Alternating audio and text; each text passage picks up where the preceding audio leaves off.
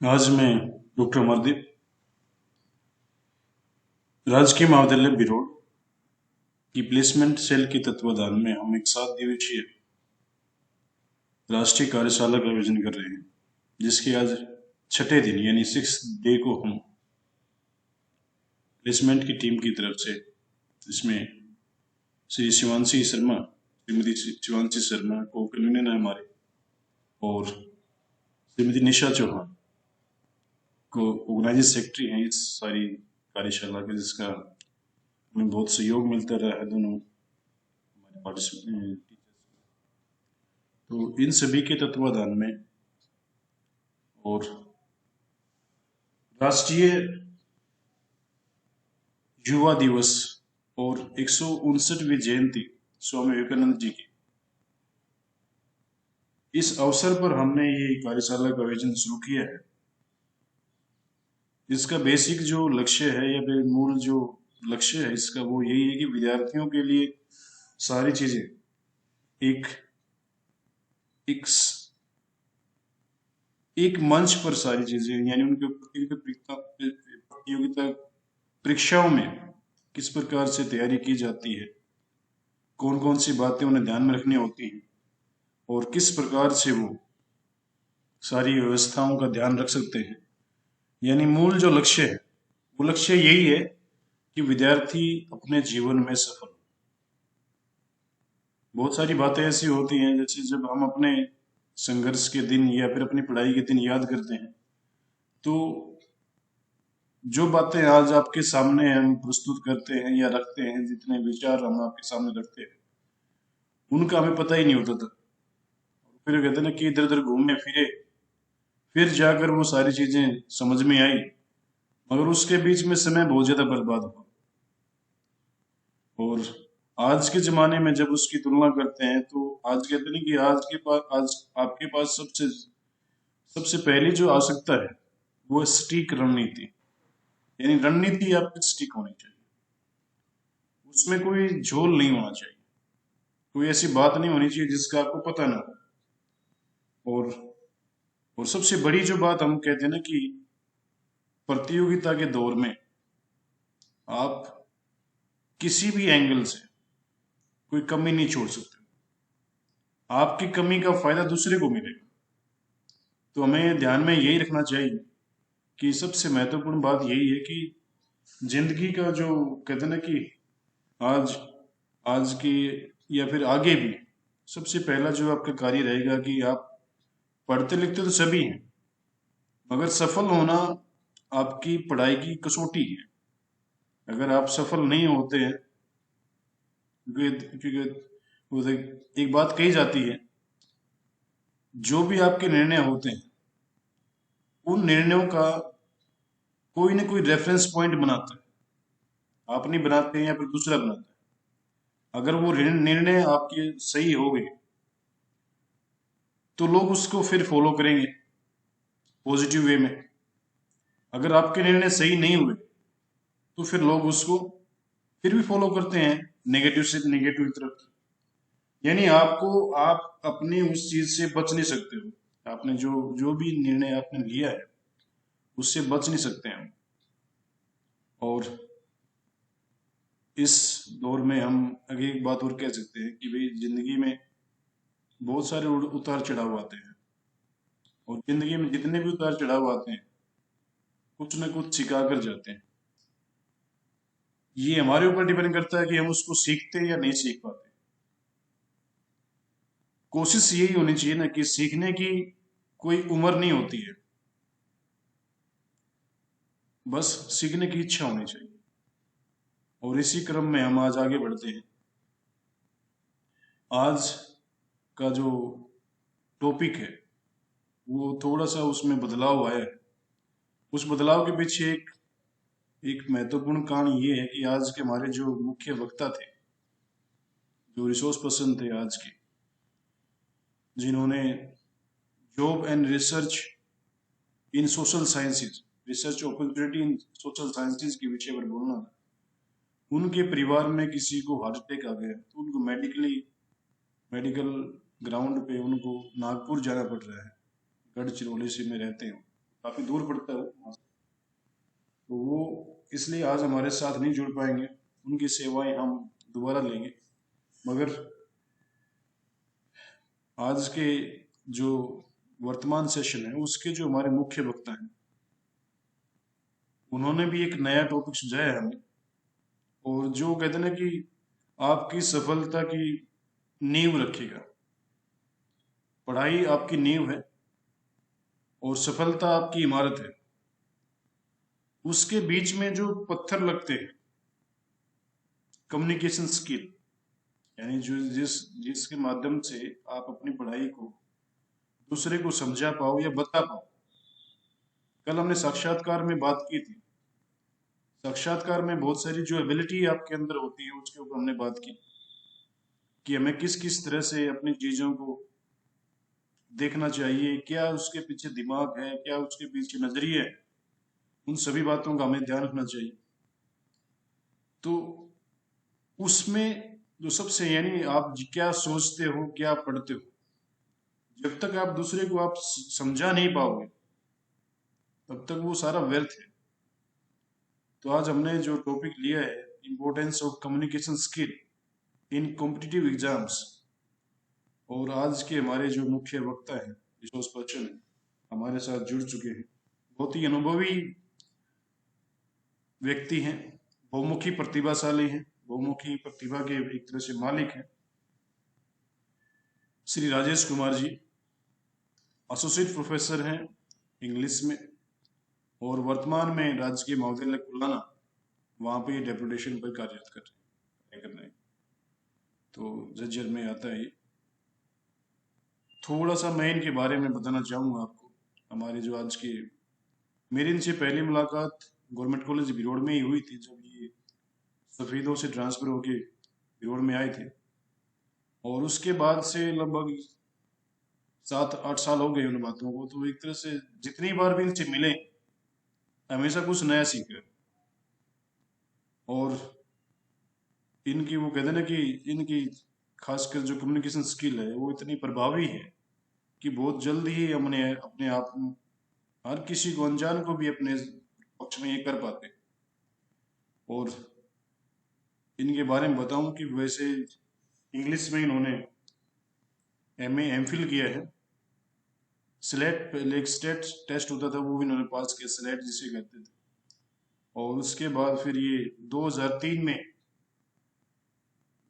जो वर्तमान जो गवर्नमेंट कॉलेजेस की जो पोस्ट हैं उसमें शामिल हुए, और 2003 से निरंतर 2022 तक ये लगभग 19 साल का इनका टीचिंग का एक्सपीरियंस है। तो 19 साल में, जैसे हमारे अभी प्राचार्य महोदय जी राजकुमार जी वर्मा जी कह रहे थे, कि 2 दशक का जो अनुभव है वो अपने आप में बहुत कुछ सिखा देता है, और एक उनके पास एक एक्सपीरियंस की एक विशाल, वो कह सकते हैं कि विशाल विशाल संग्रह है। तो आज हम देखते हैं कि हमारे लिए वो कौन सा खजाना खोल के लेकर आए हैं। और इन्हीं सब बातों के साथ मैं ज्यादा समय नहीं लेते हुए आज के जो हमारे मुख्य वक्ता हैं श्री राजेश कुमार जी से, उनका मैं हमारे मंच पर यहाँ पे पहुंचने पर, और वो कहते हैं कि बिल्कुल 11th आवर्स में, एक इंग्लिश में कहावत है कि बिल्कुल अंतिम समय में आप जागे हो, तो हम उनके लिए जागे हैं। मगर उन्होंने हमें पूरा आश्वासन दिया कि भाई मैं अपनी तरफ से पूरी कोशिश करूंगा कि विद्यार्थियों को कुछ बातें समझा पाऊं, और इस बड़प्पन के लिए हम उनका तहे दिल से शुक्रगुजार हैं। और इन्हीं बातों के साथ मैं श्री राजेश कुमार जी को आमंत्रित करता हूं कि वो आगे का अपना लेक्चर है जैसे डिलीवर करें, और ताकि विद्यार्थियों को उनके जीवन में उसका कुछ फायदा मिले। श्री राजेश कुमार जी। हेलो। हाँ जी सर, आवाज आपकी आ रही है सर, बिल्कुल। Are you able to hear me, Dr. Amardeep? Yes sir. Okay, thank you. First of all, I must thank you that you have given me this opportunity to interact with the students, not only with the students, but also the learn at various colleges also. So today's lecture will be around communication skills. And in present times, this skill has become very, very important.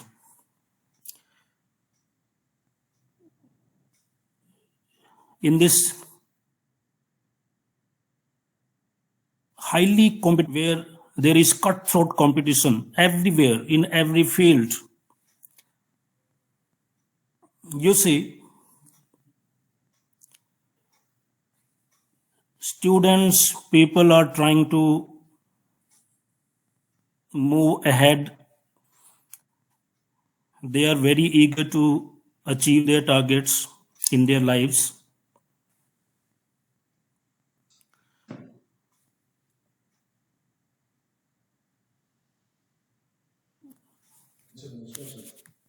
Selected this topic for the students because this is of utmost importance for all of us, because we all are in a profession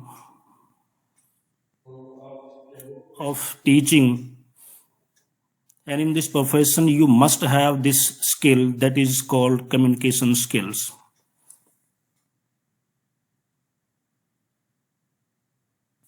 Dear students, I would like to ask a question, very simple question.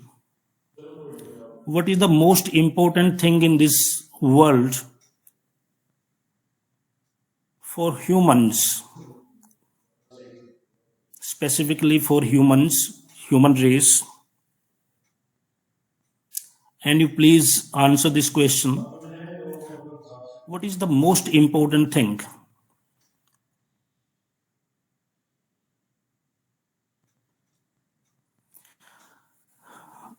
I think there must be an idea in your mind that this must be at the very first place communication skills. This skill is so much important for us that humanity cannot think of progress, humanity cannot think of development without this skill.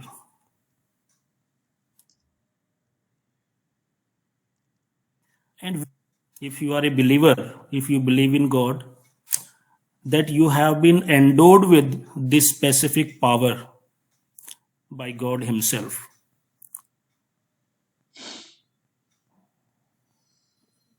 Yes, of course, someone is asking whether we can do it in Hindi also. Yes, I will be using Hindi as well as English for my lecture. Don't worry. Wherever I find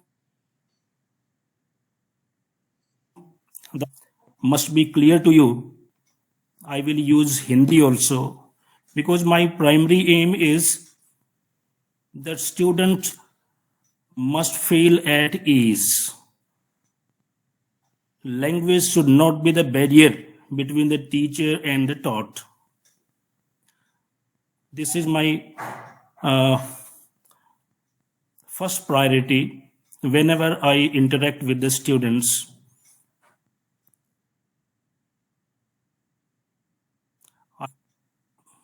Because I believe in the fact that idea must be understood by the students.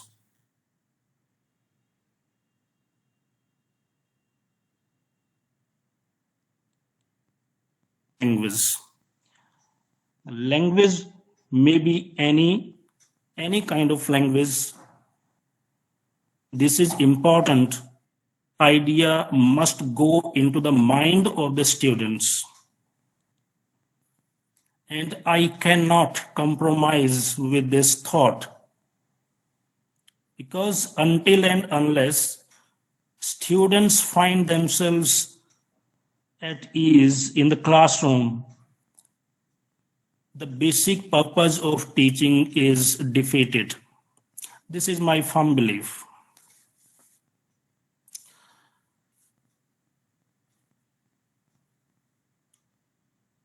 Communication skills also comes afterwards when you have ideas, when you have thoughts, when you have emotions, feelings in your mind, and you want to express them. Expression comes at a later stage. First of all, you must have that particular idea very much clear in your mind. Because ultimately, what you are going to communicate, what you are going to express, is the thing that is there in your mind. If there is nothing in your mind, what can you express? What can you communicate to other people? So first and foremost thing is that there must be some kind of idea, some kind of feeling, some kind of emotion, some kind of knowledge in your mind. And that information you want to share with other human beings. Because my subject is English, and this is quite natural that I must speak in English. This is the work, this is the job I have been doing throughout my teaching career since 2033. Around 19 years have gone by. But at the same time, I don't hesitate in using Hindi as well. Because Hindi is our mother tongue, Hindi is our national language, and we cannot get away from this at the cost of English.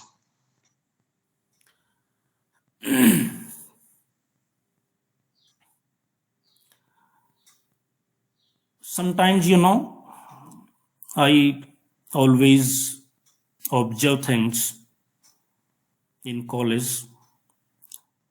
Any student is asked to write down an application to the principal.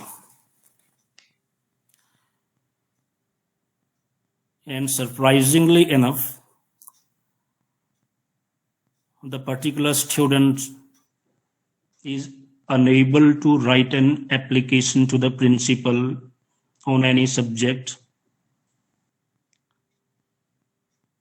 And if he tries to write that application, he commits so many mistakes in that application. Means to say, language is not proper. And I am very particular about the use of language. You can say I lay a lot of emphasis upon the perfection of language. However, I may not be perfect. No one in this world is perfect, but we must try to achieve that point of perfection. At least we can make an effort. So I was talking about that a person is asked to write an application, but he cuts a sorry figure because he or she does not know how to write an application. This is not an embarrassing situation for the students, but also for a teacher. What you have been learning through your schooling, through your college, that puts a great question mark before your ability, before your career.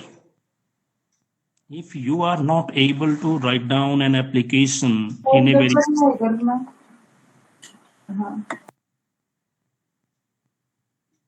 then what is the use of attending school, attending college, or attending classes?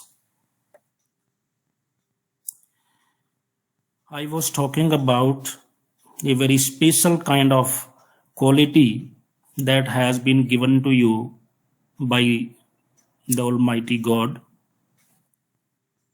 and that is this communication skill, that human beings are able to communicate themselves, they are able to express themselves like no other animal in this world can express. So you have this ability of communication, you have this ability to express yourself, not by speaking but by writing also. And you see around you that no other entity in this world is able to communicate like you. So how lucky you are that you are given this ability to express yourself. One more thing that I must concentrate upon is whatever knowledge you acquire, whatever knowledge you gain in any field you like, and at the same time, if you are not able to express yourself in a convincing manner, then what is the use of that knowledge? My simple point is this: you have a lot of knowledge of your subject, lot of knowledge, but you are not able to express your knowledge in a convincing manner, then what is the use of that knowledge that you have acquired? Some students are asking to use Hindi also.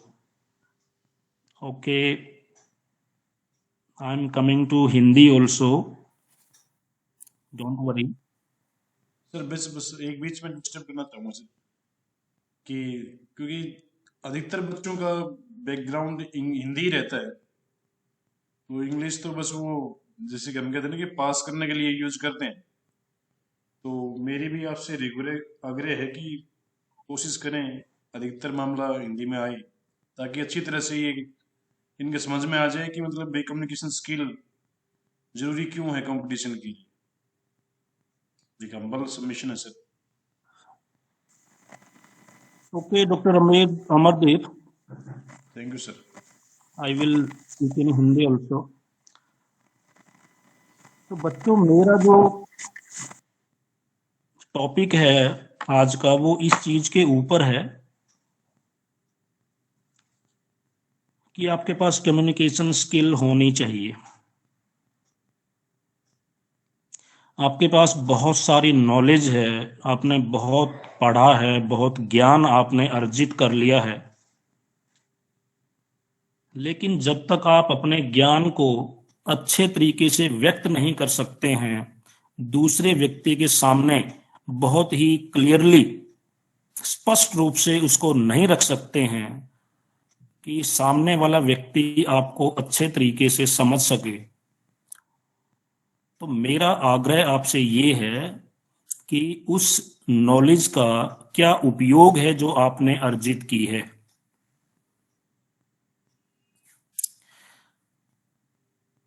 कोई उपयोग नहीं है, क्योंकि ना आप उसको बोल करके अच्छे तरीके से व्यक्त कर सकते हैं और ना आप उसको अच्छे तरीके से लिख करके व्यक्त कर सकते हैं। So in this way, language plays a very important role. भाषा का बहुत बड़ा महत्व है।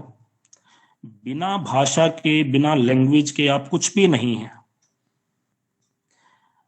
ऐसा नहीं है कि मैं ये बात इसलिए कह रहा हूं क्योंकि मेरा सब्जेक्ट लैंग्वेज है, इंग्लिश है, बल्कि इसलिए कह रहा हूं क्योंकि ये एक तथ्य है, एक फैक्ट है। आप दुनिया में कहीं भी जाइए, लेकिन अगर आपको भाषा नहीं आती है और अपनी नॉलेज को दूसरे के सामने अच्छे तरीके से व्यक्त नहीं कर सकते हैं, तो यकीन मानिए आपकी नॉलेज का कोई इस्तेमाल नहीं है, कोई क्या कहें, उसका कोई उपयोग नहीं हो सकता है। और जिस नॉलेज का उपयोग ना हो सके, वो नॉलेज भला फिर किस काम की है। तो मैं एक छोटा सा उदाहरण आपको दे रहा था कि कई बार हमें बच्चों से एप्लीकेशन लिखवानी पड़ती है, बोलना पड़ता है कि बेटा एक एप्लीकेशन लिख करके लाओ प्रिंसिपल के नाम, आपकी जो भी प्रॉब्लम है उस एप्लीकेशन में लिखो। और हम देखते क्या हैं कि जो बच्चा है वो ठीक से एप्लीकेशन तक नहीं लिख सकता है। इससे बुरी बात और क्या हो सकती है कि आप ग्रेजुएशन कर रहे हैं, पोस्ट ग्रेजुएशन कर रहे हैं, and sometimes it is more pathetic that you have completed your education, you have done your PG, and you are not able to write down a simple application. क्या फायदा है, क्या यूज है ऐसे पढ़ाई लिखाई का, ऐसी ऐसी शिक्षा का।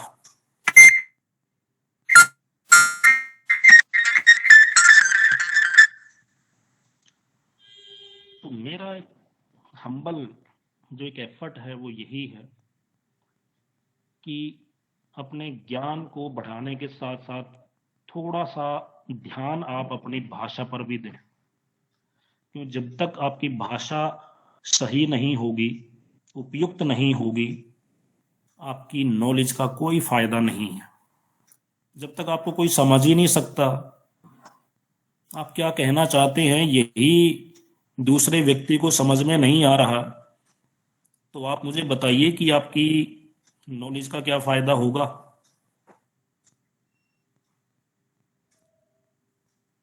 तो कम्युनिकेशन स्किल जो है वो हर एक स्टेप के ऊपर आपको चाहिए, आपको जरूरत है, हर एक स्टेप के ऊपर।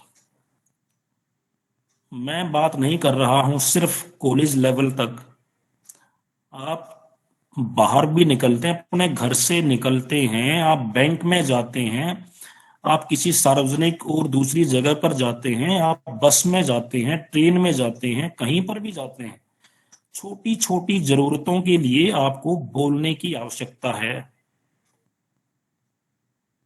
और कैसा बोलने की आवश्यकता है? अच्छा बोलने की आवश्यकता है।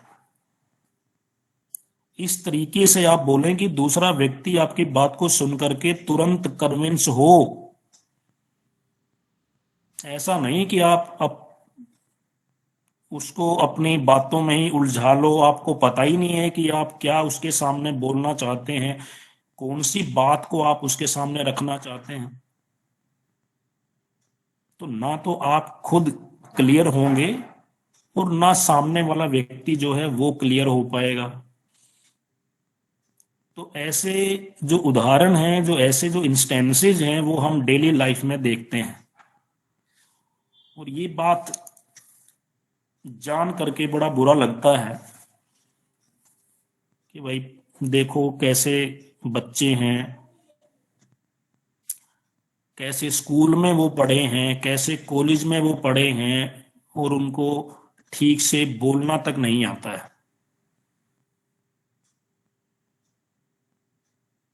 तो आप बोलने पर भी ध्यान दें और आप लिखने पर भी ध्यान दें। दूसरी बात, ये तो है हमारे रोजमर्रा के जीवन, डेली लाइफ की कर रहे हैं। दूसरी जो महत्वपूर्ण जो बात है वो ये है कि आपको शिक्षा हासिल करने के बाद अपना करियर बनाना है, और उस करियर के अंदर वो बहुत और बेहद जरूरी हो जाता है कि आप अपनी बात को एक अच्छे तरीके से दूसरे के सामने रख सकें। तो जैसे कि I came to know about that this workshop is going on, and that has concentrated upon the very basic thing, how to succeed in life, how to be successful in this highly competitive world. इतना ज्यादा competition है हर तरफ हर जगह, कैसे उसमें आप सफल हों, बहुत सारे बिंदुओं के ऊपर विभिन्न तरह के जो वक्ता आए हैं उन्होंने बात की होगी। तो उसी कड़ी में एक महत्वपूर्ण कड़ी ये भी है कि आप अपने आप को कैसे प्रेजेंट करें, how to present yourself effectively before the other person, before an interview board. वही बात फिर मैं दोहरा रहा हूं कि आपको बहुत सारा ज्ञान है, बहुत नॉलेज है, आपने एग्जाम पास कर लिया है, you have cleared your exam, very good, but then you have to face very important event, and that event is called interview। वो जो important जो event है उस प्रोसेस के अंदर, वो है आपका इंटरव्यू। अब इंटरव्यू की इंपॉर्टेंस क्या है, क्यों ये इंटरव्यू रखा जाता है? अब पिछले 1-2 साल में सुनने को मिला कि सरकार ने कुछ नौकरियों के लिए इंटरव्यू खत्म ही कर दिया है। उसके पीछे बहुत सारे कारण हो सकते हैं, भ्रष्टाचार हो सकता है कि इंटरव्यू के नाम पर भ्रष्टाचार किया जाता है, काबिल जो लोग हैं उनको छोड़ करके और निकम्मे लोगों को भर्ती कर लिया जाता है। तो एक अलग कारण हो सकता है, लेकिन ये बहुत ही इंपॉर्टेंट एस्पेक्ट है जिसको कि इग्नोर नहीं किया जा सकता है, जिसको निग्लेक्ट नहीं किया जा सकता है। अब इंटरव्यू के अंदर जरूरी नहीं है कि आपकी नॉलेज के बारे में ही पूछा जाए, आपने क्या सीखा है आज तक इसके ऊपर बात की जाए। इंटरव्यू लेने वाले जो लोग हैं वो सिर्फ ये देखना चाहते हैं कि आप कैसा बोल सकते हैं। आईएएस के इंटरव्यू में, एचसीएस के इंटरव्यू में कई बार ये चीजें सुनने को मिलती हैं कि जो चीजें पूछी जाती हैं उनका आपकी नॉलेज से कोई लेना देना नहीं होता। आपने क्या पढ़ा है, क्या सीखा है, उसका उनको कोई सरोकार नहीं है।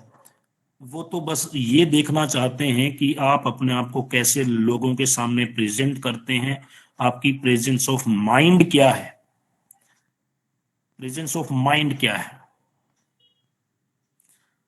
Exactly, someone has commented that they observe your confidence and state of mind।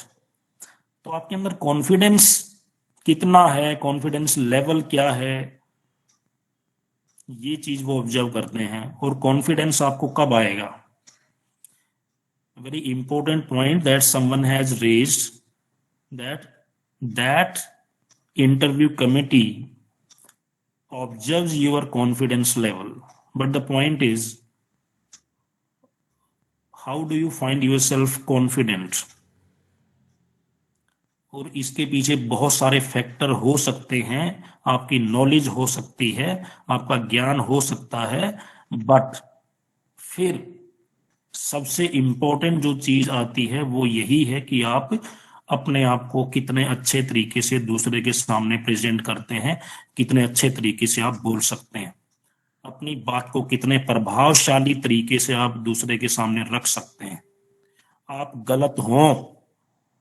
गलत हो सकते हैं अपने अपने व्यू पॉइंट के अंदर, लेकिन आप उस गलत चीज को भी कितने कॉन्फिडेंटली आप दूसरे के सामने रखते हैं, that is the thing that has to be observed by any member of the interview committee.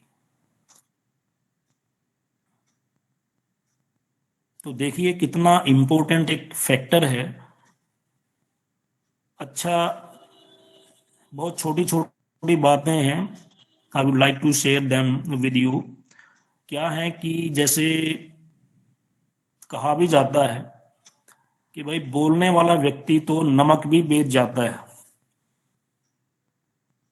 और जो बोल नहीं सकता ना, वो तो सोना भी नहीं बेच सकता है। तो बोलने की काबिलियत आपके अंदर होनी चाहिए, और बोलने की जो काबिलियत होती है वो आपको एक अच्छा लीडर भी बनाती है।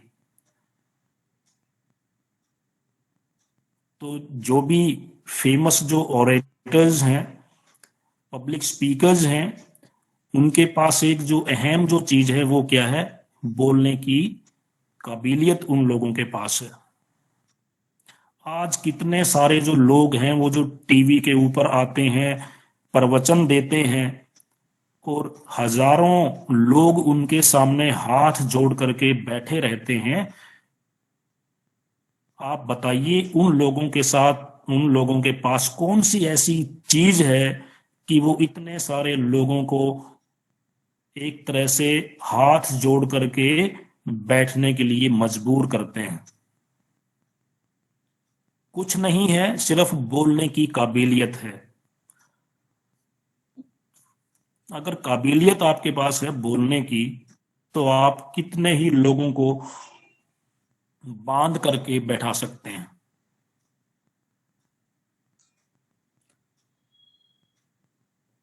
तो कंटेंट उनका क्या है, वो एक अलग बात है, लेकिन उस कंटेंट को भी वो कैसे लोगों के सामने प्रेजेंट करते हैं वो बहुत महत्वपूर्ण बात है। तो सबसे पहले तो हमें ये पता होना चाहिए कि हमें कम्युनिकेट करना क्या है, हमें हमारा जो कंटेंट है बोलने का वो क्या है। उसके बाद ही आप अपनी बात को दूसरे के सामने रख सकते हैं। और जब तक आप उसको कन्विंसिंगली और इफेक्टिवली नहीं रखेंगे, आपकी बात का कोई आधार नहीं होगा, आपको सुनने वाला कोई नहीं होगा।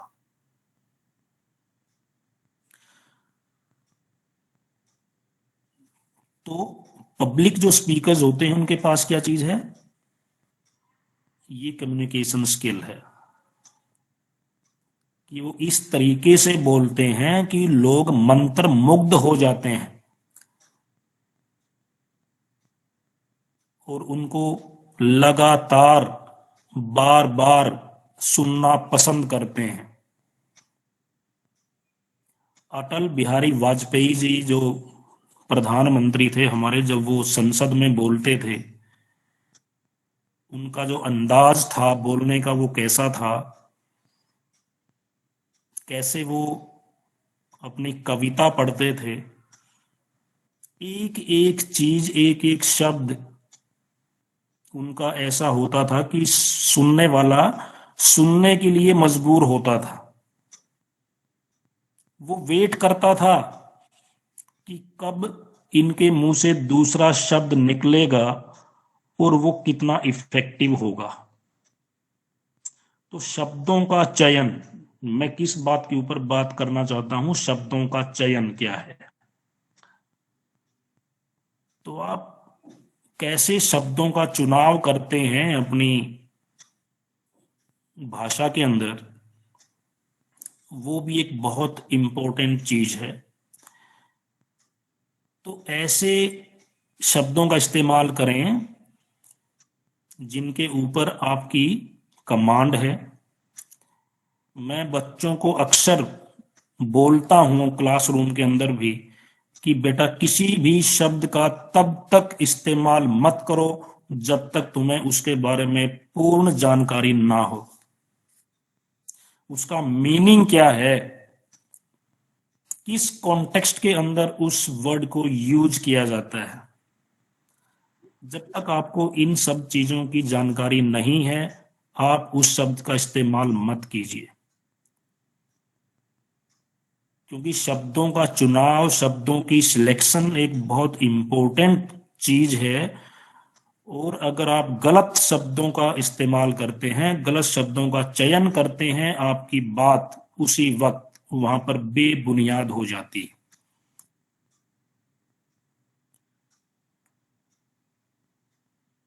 तो उस चीज के साथ दूसरी जो चीज जरूरी है वो क्या है कि आपके शब्दों का चयन कैसा है। तो मैं बात कर रहा था अटल बिहारी वाजपेयी जी, और अटल बिहारी वाजपेयी जी ही नहीं बल्कि बहुत सारे दूसरे जो पब्लिक स्पीकर्स हैं, आप उनको ध्यान से ऑब्जर्व करना और देखना कि उनके शब्दों का चयन कैसा है, उनकी वोकेबलरी कैसी है, और किस तरीके से, किस कला के साथ, कला है ना, आर्ट है, पब्लिक स्पीकिंग भी एक तरह की आर्ट है। और इस आर्ट को, आर्ट होती क्या है कि आर्ट कोई एक ऐसा हुनर है, कोई एक ऐसा टैलेंट है जो आपके अंदर है, लेकिन आप उसको ठीक से इस्तेमाल नहीं करते हैं, और आप उसको थोड़ा सा सुधार करके, थोड़ी सी उसके ऊपर प्रैक्टिस करके आप उसको और ज्यादा निखार सकते हैं। This is art. कोई पेंटर है, कोई स्कल्प्टर है, मूर्तियां बनाने वाला है, कोई पेंटर है, कोई भी आर्टिस्ट है, आप उसको देखें कि वो अपनी कला को कैसे निखारता है। कोई पेंटर है तो वो पेंट जो कर रहा है व्यक्ति, वो कैसे कलर्स का इस्तेमाल करता है, कैसे रंगों का इस्तेमाल करता है, और जब विभिन्न तरह के जो रंग हैं उनका इस्तेमाल किया जाता है तो वो जो पेंटिंग है वो कैसी बन करके सामने आती है, कैसी निखर करके सामने आती है। तो जो जो काम पेंटर कर रहा है अपने काम के अंदर, वही काम एक पब्लिक स्पीकर को करना है, वही काम है। तो उसका जो तरीका है वो थोड़ा सा बदल जाता है कि वहां पर उसको कोई रंग इस्तेमाल नहीं करने हैं, कोई ब्रश इस्तेमाल नहीं करना है, उसको तो अपनी जो वाणी है, जो उसको बोलना है, उसके अंदर निखार लाने की कोशिश करता है। और वो जो निखार है वो कब आएगा, जब आप इसके ऊपर थोड़ा सा अभ्यास करेंगे, प्रैक्टिस करेंगे, तब ये चीज जो होती है वो और ज्यादा अच्छी हो सकेगी। तो कहने का मतलब ये है कि हर कदम के ऊपर आपको कम्युनिकेशन स्किल की जरूरत है। And you see, in this highly competitive world, a person who has no skill, a person who does not know any kind of skill is utterly failed। तो बहुत ही स्किल ओरिएंटेड, मुझे कहना चाहिए बहुत ही skill oriented ये दुनिया आज के समय में हो गई है। अगर आपके पास कोई स्किल नहीं है और खास करके कम्युनिकेशन स्किल भी नहीं है, तो मुझे नहीं लगता है कि आप किसी भी क्षेत्र के अंदर कामयाब हो सकते हैं। मैं इसको बिल्कुल नकारता हूं इस बात को कि आप बिना किसी स्किल के आज की दुनिया में कामयाब हो सकते हैं। कोई ना कोई स्किल आपके पास होनी चाहिए। तो स्किल चाहे कोई भी हो, लेकिन एक्सप्रेस तो आपको करना पड़ेगा। आपके पास जो नॉलेज है, जो स्किल है ना, उसको अल्टीमेटली आपको दूसरों के सामने रखना तो पड़ेगा, एक्सप्रेस करना पड़ेगा। और फिर बात वहीं आ जाती है कि अगर आपको एक्सप्रेस करना है तो आप कितने अच्छे तरीके से अपनी बात को एक्सप्रेस कर सकते हैं।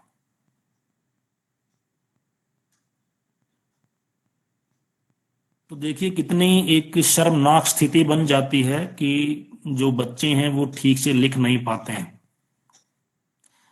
दूसरी बात, ये तो मैं एक उदाहरण आपको दे रहा था कि एप्लीकेशन भी बच्चों को लिखनी नहीं आती है, बहुत ही शर्मनाक बात है। दूसरी बात, हम जो आंसर शीट्स हैं उनको मार्क करते हैं, और जब एग्जामिन करते हैं आंसर शीट्स को पढ़ते हैं कि बच्चे ने क्या लिखा है। आप यकीन मानिए, बीए फाइनल तक पहुंचे हुए बच्चे एक सेंटेंस भी ठीक से नहीं लिख सकते हैं। एक सेंटेंस भी। I am not talking about English, may be your English very weak, but what is the condition of your Hindi?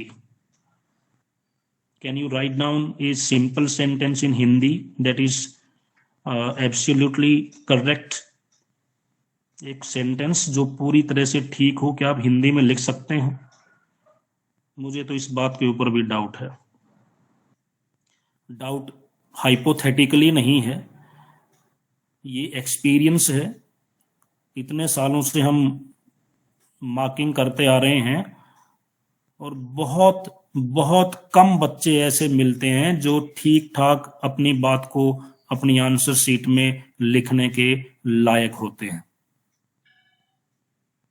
ढूंढते हैं कि किसी बच्चे ने कोई लाइन ढंग से लिख रखी हो, ठीक ठाक लिख रखी हो, बहुत कम बच्चे मिलते हैं। तो कहते हैं ना कि no doubt our English is bad, but our Hindi is worst. आपकी इंग्लिश बुरी हो सकती है, लेकिन आपकी हिंदी तो उससे भी ज्यादा बुरी है। बच्चों को मात्राओं का ज्ञान नहीं है, बच्चों को पंक्चुएशन मार्क्स का ज्ञान नहीं है। ऐसा लगता है बच्चे ये मानते हैं कि जो पंक्चुएशन मार्क्स हैं, मात्राएं हैं, वो तो सिर्फ सुंदरता के लिए यूज किए जाते हैं, है ना। कि जैसे आप कहीं पर बिंदी लगा करके किसी शब्द के ऊपर आप उसकी सुंदरता बढ़ा रहे हैं, ऐसा लगता है। पता ही नहीं है, ज्ञान ही नहीं है कि कहाँ तो बिंदी लगेगी, कहाँ कहाँ फुल लगेगा, कहाँ सेमी कोलन लगेगा, कुछ पता नहीं है, कोई ज्ञान नहीं है। और इन छोटी छोटी चीजों से ही आपकी बात का मतलब बदल जाता है। इन छोटी छोटी बातों का भी अगर आप ध्यान नहीं रखते हैं ना, तो आपकी कही हुई बात का मीनिंग बदल जाता है। तो एक मैं बहुत ही सिंपल सा एक एग्जांपल देता हूं कि एक सेंटेंस है, रोको मत जाने दो। अब इसको बिना पंक्चुएशन मार्क्स के आप यूज करते हैं, लिखते हैं, तो रोको मत जाने दो, वो इतना इफेक्टिव नहीं हो पाता है। फिर इसको इफेक्टिव बनाने के चक्कर में जो बच्चे हैं वो गलती भी करते हैं, और इस सेंटेंस का मीनिंग बदल जाता है अगर आप गलत जगह पर पंक्चुएशन मार्क्स यूज करते हैं। गलत जगह पर आपने पंक्चुएशन मार्क्स यूज किए हैं तो सेंटेंस का मीनिंग चेंज हो जाता है, उसका मीनिंग वो नहीं रहता है जो आप कन्वे करना चाहते हैं। तो जैसे कि इसी सेंटेंस के अंदर आप अलग अलग जगह पर कोमा लगाइए और देखिए कि उसके अंदर क्या बदलाव आता है। रोको, उसके बाद आपने कोमा लगाया, फिर लिखा मत जाने दो, तो आप ये कह रहे हैं कि रोको मत जाने दो। किसी व्यक्ति को रोका जाना चाहिए, उसे जाने नहीं दिया जाना चाहिए। दूसरी तरफ आप इस कोमा को उठा करके मत के बाद लिखते हैं रोको मत जाने दो, और यहां इस सेंटेंस के अंदर जो भाव है, सेंटेंस का जो मीनिंग है, वो कंप्लीटली चेंज हो गया है। रोको मत जाने दो, तो एक सेंटेंस में तो आप कह रहे हैं कि उसको रोकना है, जाने नहीं देना है, और दूसरे सेंटेंस में आपने प्लेसमेंट गलत कर दी है कोमा की, रोको मत के बाद कोमा लगा दिया, फिर लिखा जाने दो। इस सेंटेंस में उसका जो मीनिंग है वो पूरी तरह से फिर बदल गया है। फिर उसका मीनिंग क्या हो गया है? रोको मत, जाने दो, यानी अब उस व्यक्ति को रोकना नहीं है, जाने देना है। तो देखिए कैसे भाषा जो है वो अगर आपको पूरी जानकारी नहीं है तो कैसे अर्थ का अनर्थ कर सकती है। भाषा अर्थ का अनर्थ कर सकती है अगर आपको छोटी छोटी बातों की जानकारी नहीं है तो इसलिए मैं विद्यार्थियों से अक्सर कहता हूं कि भाई भाषा का इस्तेमाल बहुत ही सावधानी के साथ करो, सोच समझ करके करो। आपकी गलत भाषा से अर्थ का अनर्थ हो जाता है। जो बात आप कन्वे करना चाहते हैं वो बात कन्वे न होकर के कुछ और हो जाती है।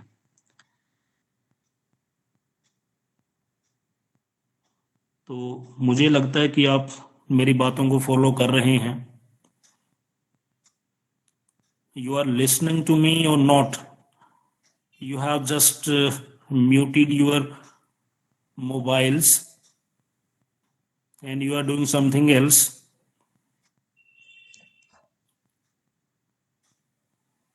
Any response?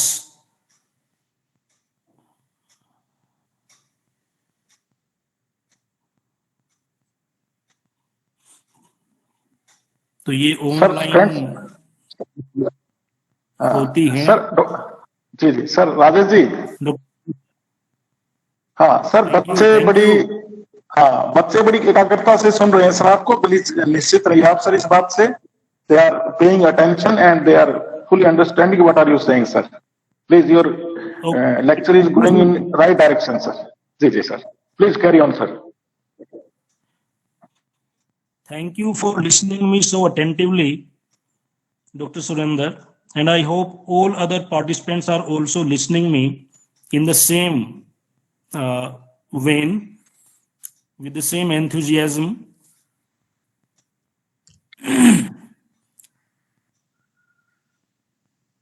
So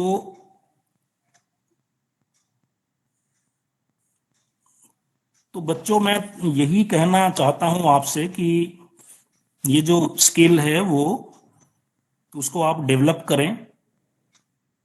तो डेवलप करनी होती है, स्किल आपके पास है, लेकिन you have to develop your skill in the right way. And as the proverb goes that every human being, every individual in this world is endowed with some kind of talent. You all are very, very talented in this way or that. I have a firm belief in this concept that every individual is talented. And you have to recognize your talent. This is the most important thing. आपको अपना talent पहचानना होगा। हर एक बच्चा talented है। जरूरी नहीं है कि आप सिर्फ पढ़ाई लिखाई में ही टैलेंटेड हो, प्रतिभावान हो। आप किसी दूसरे क्षेत्र में भी हो सकते हैं, आप खेल कूद में हो सकते हैं। कोई बच्चा सिंगिंग में, डांसिंग में है, किसी खेल में बहुत टैलेंटेड हो सकता है। तो आप अपने टैलेंट को पहचानें और उस टैलेंट को फॉलो करते हुए आगे बढ़ें। तो फिर वही बात है ना, टैलेंट भी अगर आपके अंदर है तो उसको भी तो आप एक्सप्रेस करेंगे, है ना। दूसरों के सामने दिखाएंगे ना कि you have such and such talent in you. और उस टैलेंट को ऐसे ही नहीं, बल्कि आप एक बहुत ही इफेक्टिव तरीके से दिखाएंगे। और डेमोन्स्ट्रेशन है, वो डेमोन्स्ट्रेशन है, एक्सप्रेशन है, डेमोन्स्ट्रेशन है। But the thing is that you are expressing yourself, you are demonstrating yourself, and that has to be done very carefully. If you are using language, then you have to be very, very careful in the selection of words, in the selection of your language.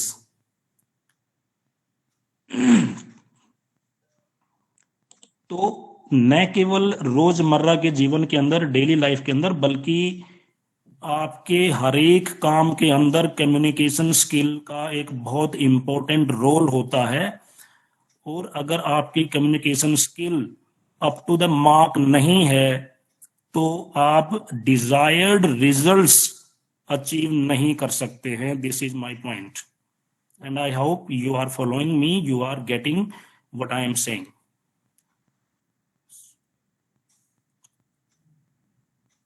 So at every step you need communication skill.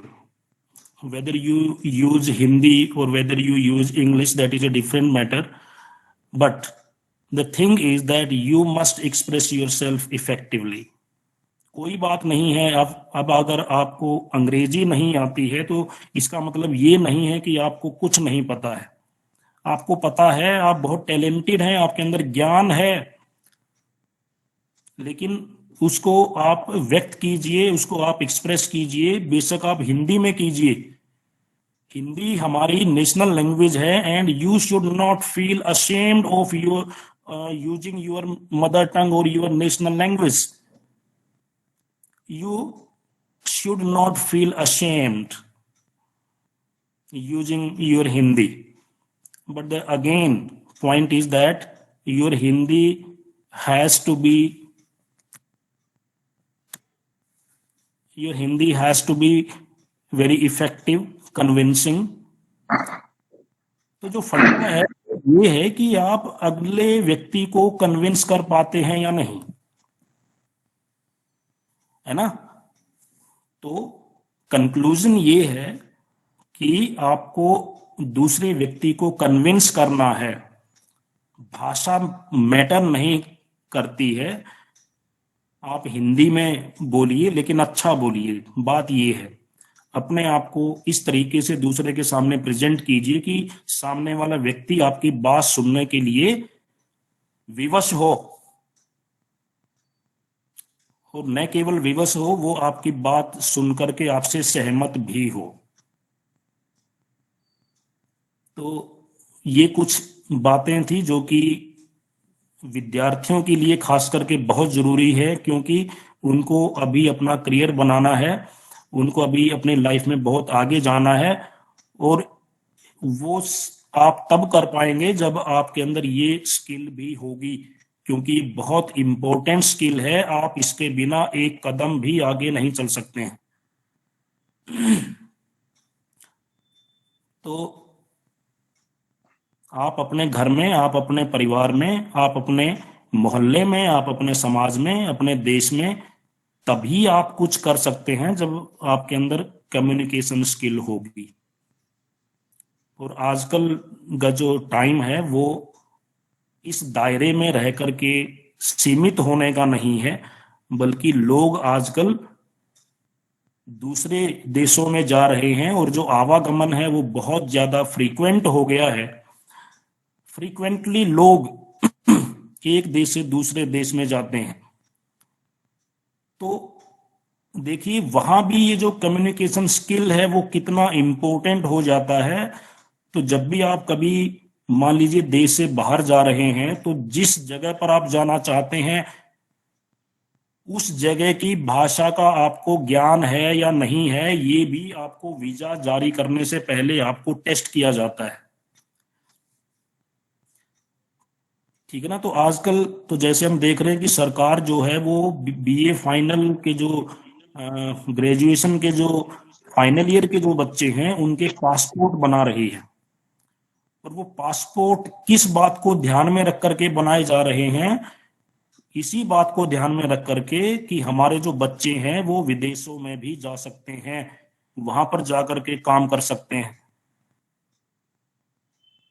और विदेश में जाने के लिए भी आपको उस particular जो कंट्री है उसकी क्या भाषा है उसका आपको एक टेस्ट पास करना पड़ता है। और जब लगता है कि आपकी जो नॉलेज है उस भाषा को लेकर के वो ठीक ठाक है, आप कम्युनिकेट कर सकते हैं, क्योंकि आप एक बहुत ही डिफरेंट एनवायरनमेंट के अंदर लैंड करते हैं दूसरे देश में जब जाते हैं तो वहां के लोगों की भाषा क्या है, जब तक आप वो नहीं जानते हैं तो आप कैसे उन लोगों के साथ कन्वर्स कर पाएंगे, कैसे उन लोगों के पास आप बैठ पाएंगे, कैसे उनके साथ अपनी बात को शेयर कर पाएंगे। तो again at international level this thing becomes very very important for all of us.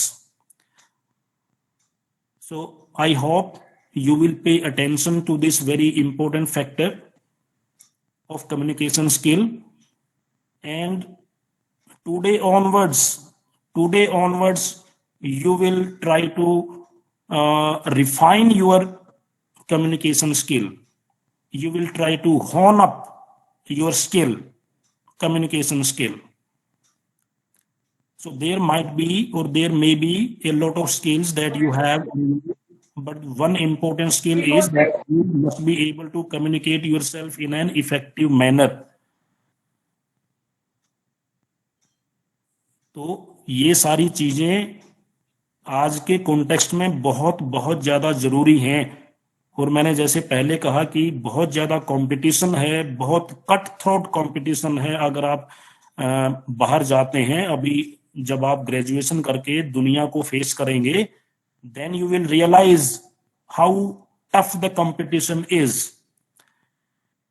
तब आपको पता लगेगा।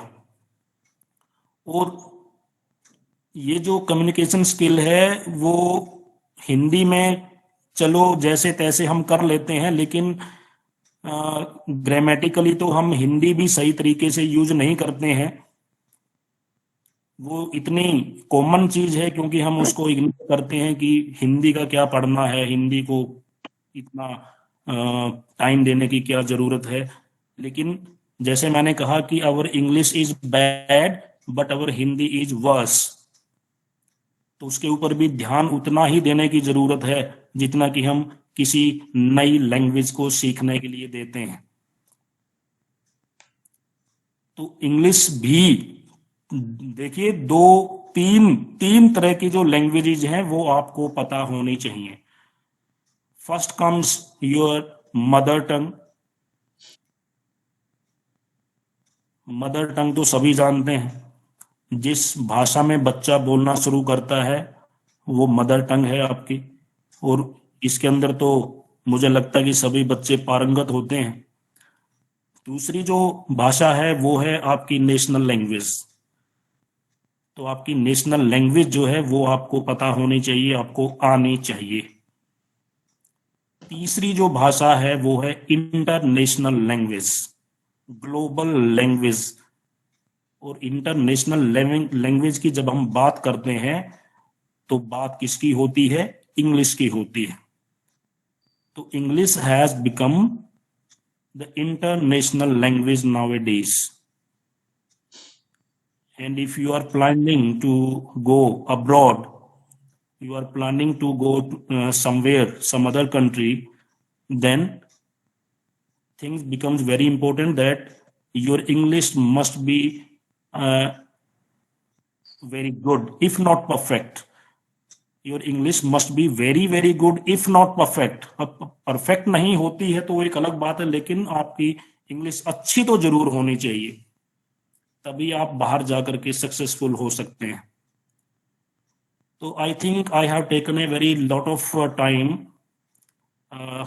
Doctor Amardeep, I am very thankful to you that you have given this opportunity for me.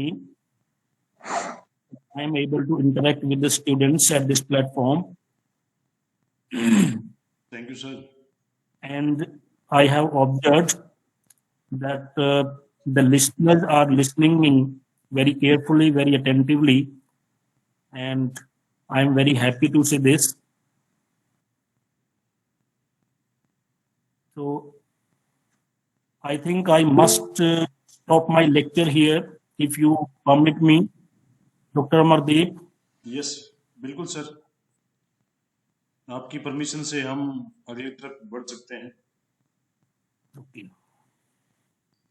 और मैं आपका तहे दिल से शुक्रिया अदा करना चाहूँगा कि आपने 11th आवर में हमारी समस्या का समाधान किया और विद्यार्थियों को इतने इतने नाजुक तथ्यों के बारे में या नाजुक जो कहते हैं ना कि जिंदगी सफलता उनकी टिकी हुई है, बस एक कम्युनिकेशन स्किल और चाहिए उन्हें ताकि वो सफल हो सकें। तो इन्हीं बातों के साथ मैं आपका धन्यवाद करता हूँ सर। और आज के हमारे जो डॉक्टर सुरेंद्र सिंह जी हैं इंग्लिश डिपार्टमेंट से, हमारे महाविद्यालय से, तो उनसे मैं आग्रह करूँगा कि वो आज के मुख्य वक्ता का वोट ऑफ थैंक्स करें और विद्यार्थियों का भी, और एक तरह से जो एक हमारी परंपरा है उसका निर्वहन करें।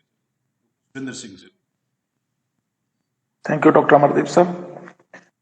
First of all, I would like to thank our worthy principal, Dr. Rajkumar Verma, and organizer, Dr. Amardeep, and our keynote speaker, our charismatic personality and erudite scholar, our dignified teacher, Sri Rajesh Kumar ji. Sir, आपने communication के विभिन्न पहलुओं को छुआ। मैं आपकी बात को थोड़ा और आगे बढ़ाना चाहता हूं। The communication is basically are two type, verbal and non verbal. जब हम बात करते हैं वर्बल की, तो शब्दों के माध्यम से जो भी कुछ व्यक्त किया जाता है that is verbal. Whenever we use any word that is non our verbal communication. और इस वर्बल कम्युनिकेशन में जो हम महारत हासिल करते हैं वो हमारी स्किल बन जाता है। How we express in words, in writing और in speaking, that is our verbal communication. तो हमें अपने शाब्दिक जो हम प्रयोग कर रहे हैं विचारों को लिखने के माध्यम से या बोलने के माध्यम से जो प्रयोग कर रहे हैं उनको कितनी सुंदरता के साथ व्यक्त करते हैं, ये महत्वपूर्ण होता है।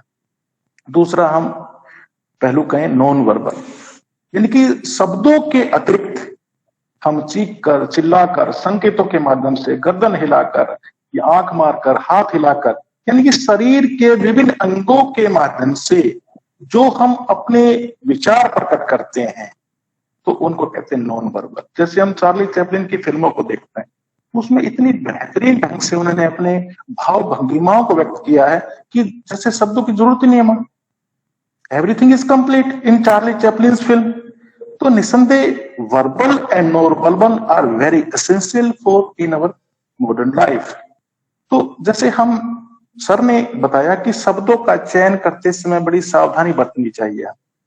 जैसे एस टी कोटरेज भी कहते हैं कि what is poetry? Poetry is nothing, it is the best word in best order.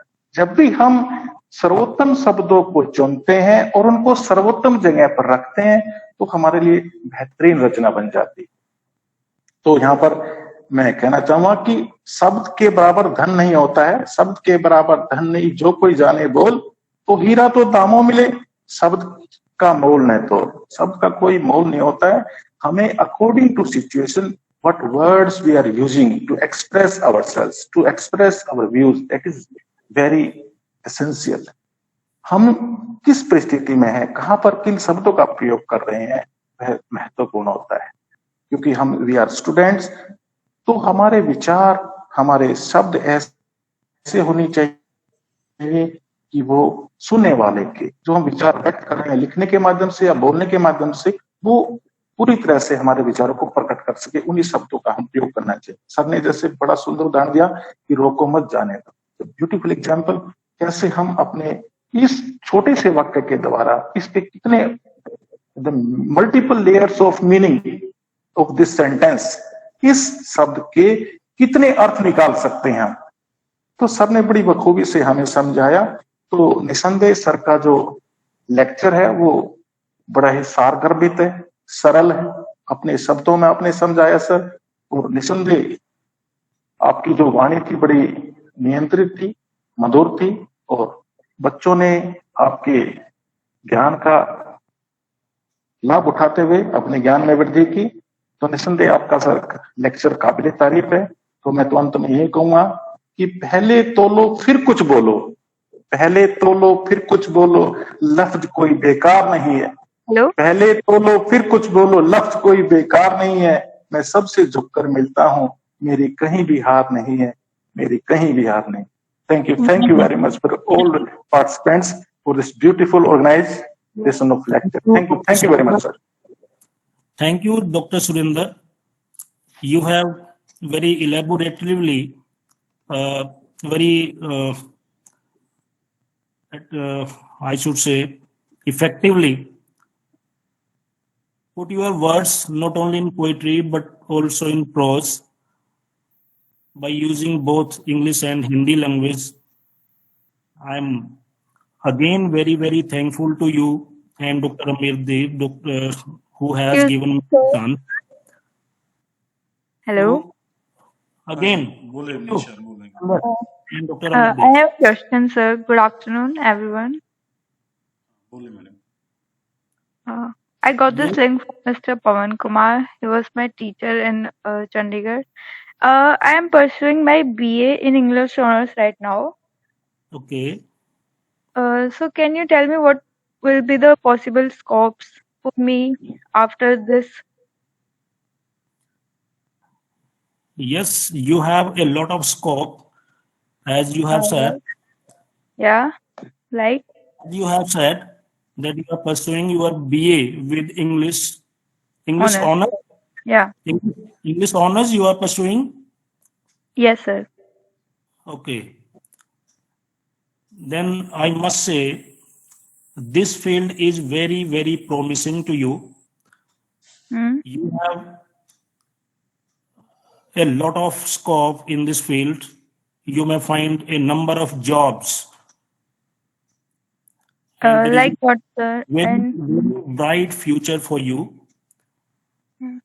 But at the same time, I must say that you have to do a lot of hard work also. Yeah, This that's field, true, sir. Without hard work, we can't get anything.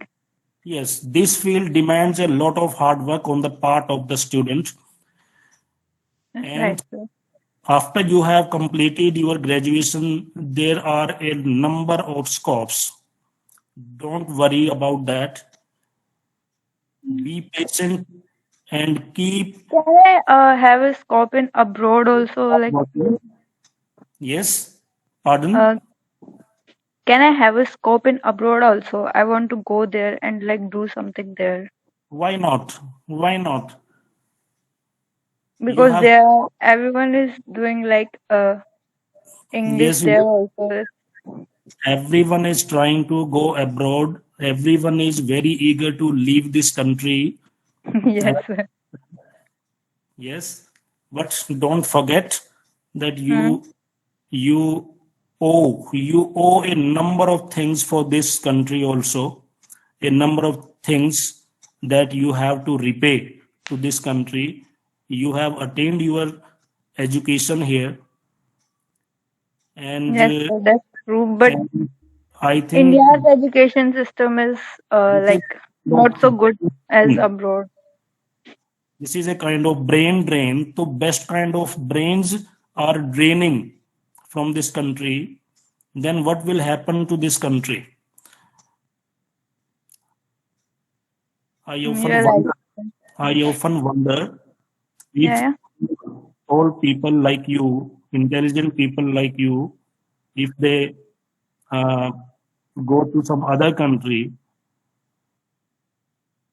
what will yeah. Sir, happen? in today's world, everyone is doing everything for money. So wherever you get more money, you go there, whether it's India or it's abroad. Okay, that is a different thing. I was just joking, but I must Okay. say that I must say that there is a lot of scope. Don't worry. Yes, sir. Thank you, sir. Thank You you may for your choose time. any इसमें sir kind of scope. मैं Thank you, sir. Shri Rajesh से Thank you for your time. इसमें एक बात मैं जोड़ना चाहूंगा, जैसे अभी अगर निशा अगर बाहर जाना चाहते हैं तो अच्छा भी है, पोलिश होके वापस कभी न कभी इंडिया तो आएंगी, वहां तो नहीं बसेंगी शायद, तो फायदा मिलेगा उसका हमें, उधर का एक्सपोजर का भी फायदा मिलेगा यहाँ भी। और दूसरा मैं कहना चाहता, जैसे अगर आप इंग्लिश ऑनर्स कर रहे हो तो टीचिंग के अलावा जो आजकल Yes, ना sir. मतलब बहुत ज्यादा जिसको हम स्कोप कहते हैं कि सोशल मीडिया के माध्यम से भी एक यूट्यूब का अपना वो कर सकते हैं आप, दूसरा जर्नलिज्म में जा सकते हैं आप, क्योंकि जो इफेक्टिव लैंग्वेज है अगर आपकी, क्योंकि इंग्लिश वालों की थोड़ी सी, आप किसी But फील्ड में चले जाएं। for journalism, we have to do another course, sir, like in mass journalism, right, sir? हाँ, वो ठीक है, मगर आजकल वो ये है ना कि जितना आप मास कम्युनिकेशन के माध्यम से कमाओगे, अगर Yes, आपकी sir. इफेक्टिव लैंग्वेज है तो उतना ही यूट्यूब से आप कमा सकते हैं।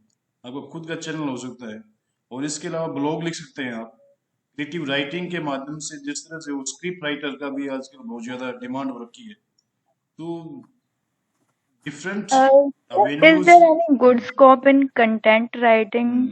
बिल्कुल। Because it is very easy and very trending also. We can get more money from that content writing, sir. बिल्कुल। तो ये कि अगर आप किसी भी फील्ड में जाए, मेहनत जहाँ पे आप करेंगे ना, आपको Yes, बहुत sir. ज्यादा मतलब उसमें सफलता मिलती है। और एक बार वो कहते हैं ना कि आप एक बार आप वो कहते हैं ना कि सफल हो गए, तो फिर किसी भी फील्ड को हाथ लगा दो तो वही सोना बन जाती है। Yes, sir. Thank you so बिल्कुल। much, sir. एक एडिड एडवांटेज आपको मिलेगा, क्योंकि आप इंग्लिश परसू कर रहे हैं, बीए विद इंग्लिश। एक एडिड एडवांटेज है आपके लिए, फील्ड बहुत सारे हो सकते हैं, but I am sure you will be very very successful in what ever field you choose. That is certain, that is definite. So go Thank you so ahead. much, sir. Thank you. Yes. Thank you, sir. Yes, any student who has some kind of doubt in their minds, anything they want to ask? Sir लगता है बच्चों के कोई doubt नहीं है, आपने बड़े अच्छे तरीके से इसको समझाया है। तो इन्हीं बातों के साथ आज का हम कार्यक्रम समाप्त करते हैं, और कल हमारा अंतिम दिन है ये 7 दिवसीय वर्कशॉप का, तो उसमें फिर मिलेंगे। कल हमारे साथ होपफुली, अगर कोई दिक्कत नहीं आती है, तो पंजाब यूनिवर्सिटी से हैं Shri Vinod Kumar ji, department of social से। और वो green career in 21st century, यानी जो 21st सेंचुरी है उसमें जो ग्रीन करियर क्या हो सकता है उसके ऊपर बात करेंगे। तो आप सभी इसी लिंक से कल ज्वाइन कर सकते हो 12 बजे। और आप सभी का बहुत बहुत हार्दिक धन्यवाद, और खासकर श्री राजेश जी का भी मैं तहे दिल से धन्यवाद ज्ञापित करूंगा। और इसके साथ साथ हमारे जो स्टाफ के जो लोग जुड़े हुए हैं, उन सभी का, पवन जी का, शिवांशी, निशा, सुरेंद्र, डॉक्टर सुरेंद्र जी, सबीन, ओमवीर जी, जो हमारे ज्योग्राफी के हेड ऑफ डिपार्टमेंट है, उनका। और हमारे जो पुराने छात्र जुड़े हैं, रेनू, उनका भी धन्यवाद, नरेंद्र जी, निशा जी। तो आप सभी का बहुत बहुत धन्यवाद, और कल दोबारा फिर मिलते हैं इसी उम्मीद के साथ। और कोशिश करें आज का जो शब्दों का सही चयन और सही जगह पे उनको लेकर आना, ये अपने जीवन में अपनाने की एक तरह से आप प्रयोग करना शुरू करें, इसको जीवन में अपनाएं इस चीज को। सफलता फिर आपसे दूर नहीं रहेगी। आप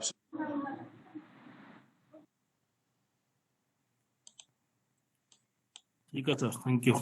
ओके सर, अब मीटिंग आप लेफ्ट कर सकते हैं।